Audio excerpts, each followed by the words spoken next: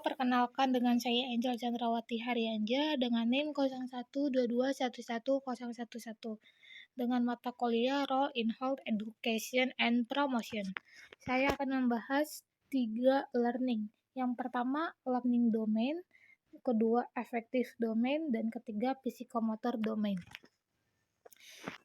Kognitif yang bertujuan untuk mengembangkan keterampilan mental dan memperoleh pengetahuan individu.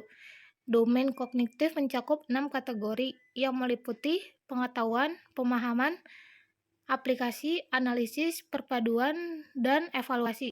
Untuk pengetahuan mencakup kemampuan pembelajaran mengingat data atau informasi. Ini diikuti dengan pemahaman yang menilai kemampuan peserta didik dapat memahami makna dari apa yang diketahui. Teori permintaan dan penawaran terhadap perubahan tren pasar pakaian pada musim tertentu. Bertujuan untuk membedakan fakta dan opini. Kategori sintesis menunjukkan kemampuan mengintegrasikan unsur atau konsep yang berbeda untuk membentuk pola atau struktur yang sehat dan membantu membangun makna baru. Untuk evaluasi menunjukkan kemampuan untuk memberikan penilaian tentang pentingnya suatu konsep. Jadi, pada umumnya, ketika seseorang manajer mampu mengidentifikasi dan menerapkan metode produksi yang paling hemat biaya dalam upaya meningkatkan keuntungan, sekaligus mempertahankan keunggulan kompetitif tingkat tinggi.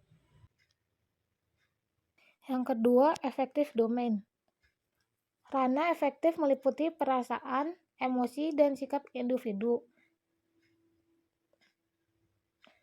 Kategori ranah meliputi fenomena penerimaan, menanggapi fenomena, menghargai organisasi, dan karakterisasi. Subdomain fenomena penerimaan menciptakan kesadaran akan perasaan dan emosi, serta kemampuan memanfaatkan perhatian yang dipilih. Hal ini dapat mencakup mendengarkan pelajaran di kelas dengan penuh perhatian.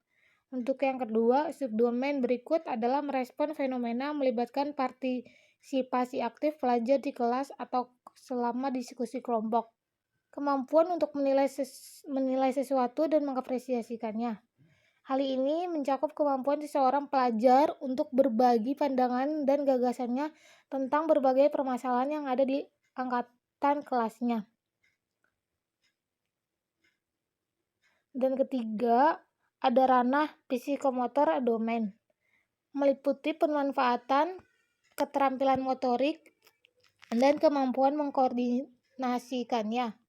Subdomain psikomotorik meliputi persepsi, mengatur respon terpandu, mekanisme respon terbuka yang kompleks, adaptasi, dan originasi. Persepsi melibatkan kemampuan untuk menerapkan informasi sensorik pada aktivitas motorik. Misalnya, seorang siswa mempraktikkan serangkaian latihan di buku teks dengan tujuan mendapatkan nilai lebih tinggi selama ujian. Subdomain melibatkan kesiapan untuk bertindak atas serangkaian tantangan untuk mengatasinya. Terkait dengan respon terbimbing, mencakup kemampuan meniru perilaku yang ditampilkan atau memanfaatkan metode coba-coba untuk menyelesaikan suatu situasi. Subdomain mencakup mekanisme kemampuan untuk mengubah respon yang dipelajari menjadi tindakan kebiasaan dengan kemahiran dan kepercayaan diri. Siswa mampu menyelesaikan soal-soal ujian setelah mereka dengan percaya diri mampu menjawab beberapa soal sebelumnya. Kesimpulannya adalah belajar merupakan bagian integral dari kehidupan setiap individu.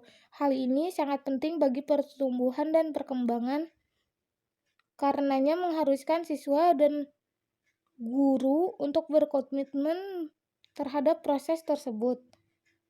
Penting untuk memastikan bahwa penyampaian pembelajaran menggabungkan aspek-aspek yang secara umum berbeda yang telah diidentifikasi sebagai domain pembelajaran, dengan kebutuhan yang terus meningkat untuk memastikan bahwa siswa diajar dengan berbagai strategi dan teknik. Itu menggabungkan berbagai domain pembelajaran untuk memungkinkan proses belajar mengajar dianggap efektif. Sekian dari saya, terima kasih.